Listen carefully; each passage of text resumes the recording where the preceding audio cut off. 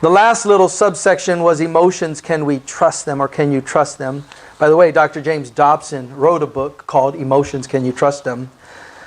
Spoiler alert, nope. You can't trust them. Anybody know how many emotions there are? 460. What?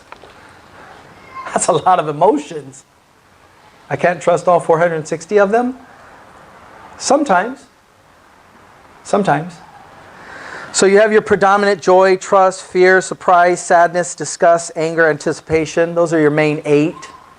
And from there, they kind of branch out and branch off. For example, in anger, you have the extreme emotional state of anger, which is what? Rage. And in the less severe emotional state, you have annoyance. You're annoying. Just annoyed. It's the form of anger. Anger's the root of that. But it can go as far as rage, and it can be as light as annoyance.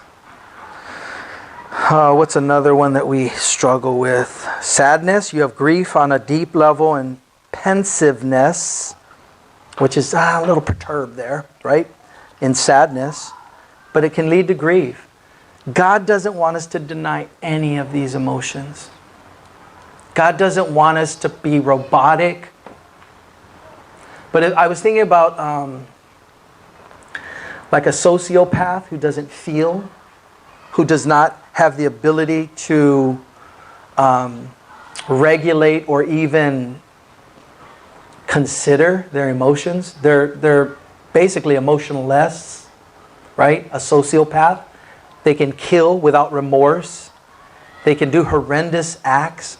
I was thinking of a narcissist, totally self-centered, totally just all about the person, with no regard to how they make or their behavior makes other people feel. And so there are those extreme cases of what's taking place. But for the most part, God wants us to experience this set of emotions. They're housed within our soul. And the soul is going to be the determining factor of whether we are going to walk in the flesh or walk in the spirit. And so when it comes to the emotions, can we trust them?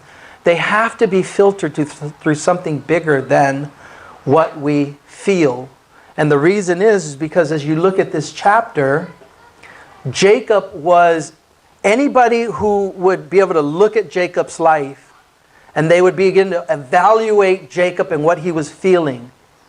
No, I'm not going to let my little son go because you've already bereaved me of my other son. Not true. But he felt it intently that it was true, didn't he? And now Simeon is held in prison in Egypt. He's no more. Not true. They're going to be reunited as a family. Jacob's going to see his son again. And he's going to see his son Joseph again. And so what he was feeling, and through that his behavior, was contradictory to God. All things weren't working against you, Jacob. God had not failed you. God had not left you. You believed lies, and it affected how you felt. And then your actions were based on how you felt, as opposed to, I'm going to walk by faith. I don't feel like doing this. It doesn't feel right. In fact, everything is communicating one thing, that it's coming through all my senses. But guess what? The Bible clearly says that I am to trust God. So I'm going to trust God. And that was his choice. And so I do believe that God wants us to feel. And I don't believe that he wants us to pretend, because that's called denial. And when we grieve, for example, when we're sad and we grieve, and that's an extreme level of that emotion, then God wants to comfort us in that grief. And guess what? We might not feel like doing certain things as we are experiencing grief. Grief is a powerful emotion, but it's part of what God has given us to work through the pain and the suffering in our life. And it's okay. And we don't just grieve the loss of people. We definitely grieve the loss of people, but we grieve losses in our life. We have this idealistic idea of life from 18 on. At 17, what are you going to do with the rest of your life? Oh, man, I got it all laid out. You should, listen to my nephew. Little 16, 15-year-old. Okay, basically he's going to be a billionaire, and he's going to buy the best cars, and he's going to live in the greatest houses, and he's going to have best looking chicks and just all this stuff. And you listen to him, you're like, shut up. I don't even know what you're talking about, right? Very idealistic in our youth as we continue to grow. And then all of a sudden we start realizing, maybe I'm not going to do that or be that or whatever. And that's okay. But we have to grieve those losses. We have to actually mourn those things. Say, man, this was the direction I thought I was going to go in, but it didn't happen. It's okay. Let God lead you. Let God guide you. You can plan your life out as though you're going to live to 100, but hold those plans up, open hands to God, and say, Lord, whatever you see fit to change or adjust, to God be the glory.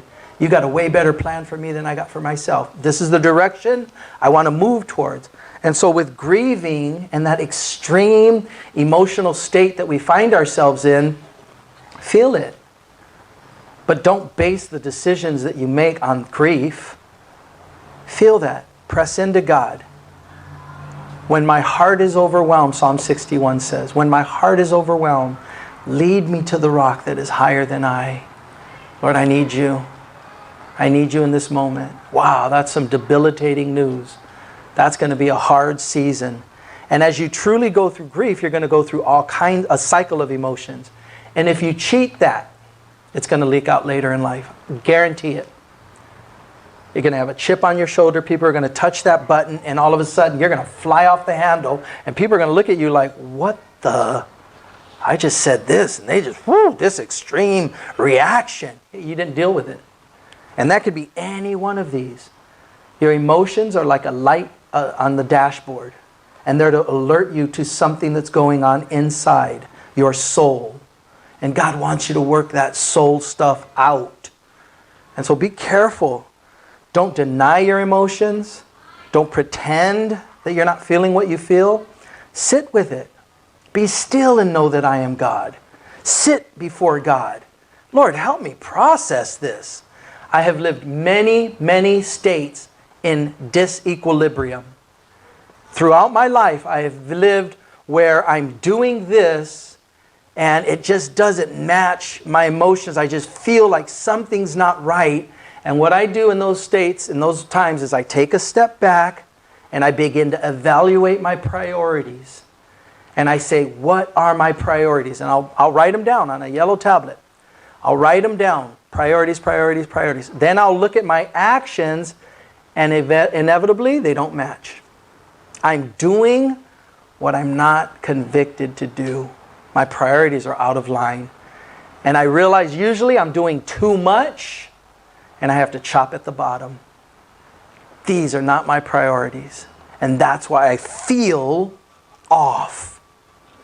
So I bring those priorities back in line. I bring my behavior back in line with my priorities. And what I find is that other stuff's going to have to be done by somebody else. Somebody else is going to have to do all that other stuff that are not my priorities based on God's love letter, His truth. Okay? So don't deny your emotions. Don't pretend that you don't feel what you feel. And nothing wrong with taking a step back and just saying, Lord, I need to sit with you.